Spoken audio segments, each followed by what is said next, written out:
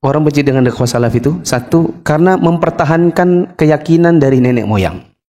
Sementara dakwah salaf itu maunya kembali kepada Islam yang asli. Di antara yang benci dengan dakwah salaf adalah yang mereka beragama dengan kembali kepada nenek moyang. Mempertahankan keyakinan dari nenek-neneknya. Makanya dalam dakwah salaf itu ditentang namanya pemali, kepohonan, ketulahan, apa lagi? Khurafat. Karena itu tidak dikenal di dalam Islam. Sementara orang-orang yang punya keyakinan demikian mempertahankannya karena itu adalah dari nenek moyangnya. Yang kedua, karena telanjur punya pengikut. Biasa ini terjadi pada sebagian dai-dai yang memang sudah punya pengikut. Dan kalau kita suruh kembali kepada Islam yang asli, khawatirnya nanti ditinggal pengikutnya. Yang ketiga, karena dapurnya mengepul dari dakwah. Apa maksudnya? Pendapatannya dari dakwah. Sehingga kalau nanti disuruh kembali kepada Islam yang asli, terpaksa harus meninggalkan amalan-amalan yang sudah dilestarikan selama ini. Nanti ditinggal pengikut, dari mana lagi duitnya? Nah, sebagian orang kalau dia disuruh kembali kepada Islam yang asli, mau tidak mau meninggalkan adat istiadat yang sudah dilestarikan selama ini, yang biasa dibuat nanti acara-acara tertentu setelah kematian, acara tahunan, 1000 harian, dan lain-lain. Dan akhirnya kalau meninggalkan ini, hilang juga jobnya. Job baca doanya, job ceramahnya. Kalau sudah hilang job-jobnya, hilang apanya? Penghasilannya.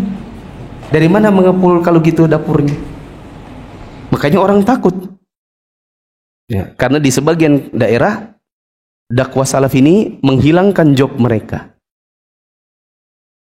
Berikutnya, kenapa orang takut dengan dakwah salaf? Adalah karena khawatir bertentangan dengan keluarga dan teman. Dan ini memang bisa dibilang bawaan kepribadian. Saya dapati memang sebagian orang, tipikalnya orang plekmatis. Teman-teman kalau belajar ilmu psikologi, atau ya ilmu umum lah berkenaan dengan kepribadian seseorang, bisa ketemu istilah namanya plekmatis, yaitu kepribadian orang yang sukanya damai, tidak suka bertentangan dengan orang. Sementara kalau ikut kajian sunnah, dibawa untuk bertentangan dengan apa yang biasa terjadi di masyarakat. Ketika hadir duduk kajian seperti ini, dengerin ustadznya, pusing dia bilang, kok keras ya? Terus ini nggak boleh, itu nggak boleh. 1000 harian nggak ada, tahlilan nggak ada. Sementara keluargaku, tetanggaku, di masjidku begitu semua. Waduh. Bertentangan hatinya antara mau ikut yang ini atau memilih terpaksa masuk dalam bertentangan dengan keluarga dan temannya. Mana yang dia pilih? Bagi sebagian orang, akhirnya dia lebih memilih untuk sudahlah. Daripada ikut-ikut yang seperti ini dan akhirnya bertentangan, tidak usah sudah ikut-ikutan. Nah, dia takut. Itu namanya kepribadian plekmatis. Ya, khawatir bertentangan dengan orang. Dia bilang, sudahlah kita ini damai-damai aja, saling menghormati aja. Tidak usah terlalu apa ya, merasa diri ini benar sendiri. Ya udahlah. Dia khawatir, maka dia menentang dan akhirnya tidak mau mengikuti dakwah salaf. Entah yang keberapa? Khawatir disuruh belajar lagi. Kenapa ditentang dakwah salaf? Dia tidak mau meskipun dia dengar. Ada sebagian orang yang khawatir nanti kalau ikut dakwah salaf mau tidak mau disuruh belajar lagi. Sementara sekarang ini sudah jadi dai. Masalahnya di dalam dakwah salaf ini mau jadi kriterianya mau jadi dai itu berat. Katanya ustadz-ustadznya itu apa ya, bukan kualifikasi tinggi, tapi pengennya standarnya agak-agak tinggi. Kita yang belum bisa baca kitab, biasa sudah ceramah, biasa sudah khutbah Jumat. Katanya kalau ikut dakwah salaf tidak bisa. Dari mana sudah amplop Jumatannya? Dari mana sudah kita amplop ceramahnya? Kenapa orang tidak suka dengan dakwah salaf? Di antaranya adalah karena faktor hawa nafsu. Seperti memang gemarnya politik. Pengennya jadi caleg. Ya. Sementara kalau di dakwah salaf tidak dikenal. nggak mau. Dakwah salaf tidak suka. Ya, maksudnya yang nyemplung lalu kemudian hari-hari bicaranya politik tidak disukai. Contoh yang lain musik. Kalau di dalam dakwah sunnah katanya musik itu haram. Yang lucunya ketika sebagian umat Islam merasa sangat resah dan kemudian melakukan penentangan terhadap dakwah kita yang sangat lucu sekali, cukup banyak para ustadz salafi mengatakan, sabar, inilah ujian dakwah, begitulah memang dakwah Rasulullah. Subhanallah, para ustadz, kita, antum ditentang oleh sebagian kaum muslimin karena salah dalam berdakwah, karena tidak beretika, bukan karena mendakwakan sunnah. Ustadz, tidak pernah umat Islam di Indonesia ini membenci dakwah sunnah, tidak pernah. Tidak pernah ada umat Islam di Indonesia ini membenci dakwah tauhid, tidak akan pernah ada. Yang mereka benci, yang mereka ingkari itu salah dalam berdakwah, tidak beretika. Yang tidak syirik, antum katakan syirik, wajar kaum muslimin menolak, mengingkari. Karena itu bukan dakwah tauhid. Itu namanya memaksakan pendapat, tidak menghargai pendapat, tidak beretika. Itu yang diingkari, itu yang ditentang oleh umat Islam.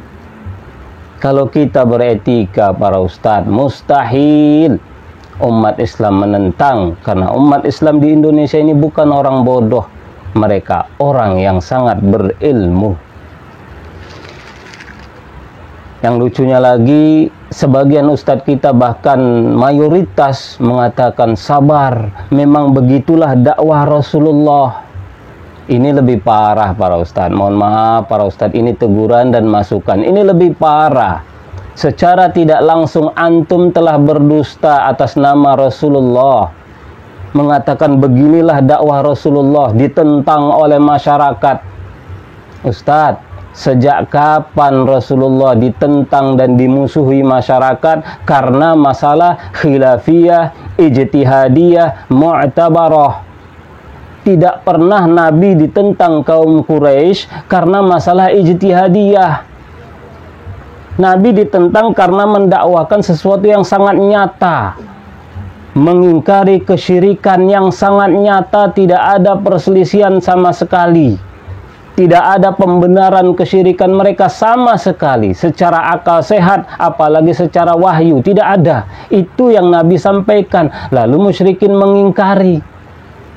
Sedangkan kita, Ustadz, masalah yang jelas-jelas ulama ahlu sunnah salafi berbeda pendapat, masing-masing punya argumentasi yang sangat kuat, antum sesatkan.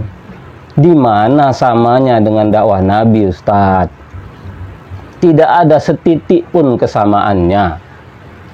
Kaum muslimin resah, kaum muslimin sebagian menentang karena etika dakwah kita yang tidak sesuai ajaran Rasulullah Sallallahu Alaihi Wasallam.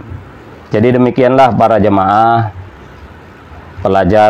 sedikit pelajaran yang sangat berharga dari apa yang disampaikan oleh Imam Adz-Dzahabi tentang kejadian di majelisnya Imam Malik. Para ustadz, para salafiyin, tambahlah ilmu kita. Bisa jadi kita selama ini tidak mengerti, ustadz-ustadz kita selama ini tidak mengerti apa itu masalah khilafiyah, ijtihadiyah, mu'tabarah. Bisa jadi tidak ngerti, sehingga semangat sekali mengatakan haram, haram, maksiat, bid'ah sesat, jalan kesyirikan, syirik, jalan kesyirikan. Semangat sekali. Bisa jadi karena kebanyakan ustadz kita tak ngerti apa itu khilafiyah, ijtihadiyah, mu'tabarah. Perbedaan pendapat yang sangat kuat di kalangan sesama ahlu sunnah. Bisa jadi tak ngerti. Maka saya mencoba membantu ustadz. Maka dengarkanlah. Jangan menentang, jangan menuduh syubhat. Dengarkan supaya antum tahu apa itu masalah khilafiyah, ijtihadiyah, mu'tabarah. Kalau sudah tahu, sampaikan dua-duanya, Ustadz. Jangan tidak beretika. Itu namanya menebar fitnah, bukan menebar sunnah.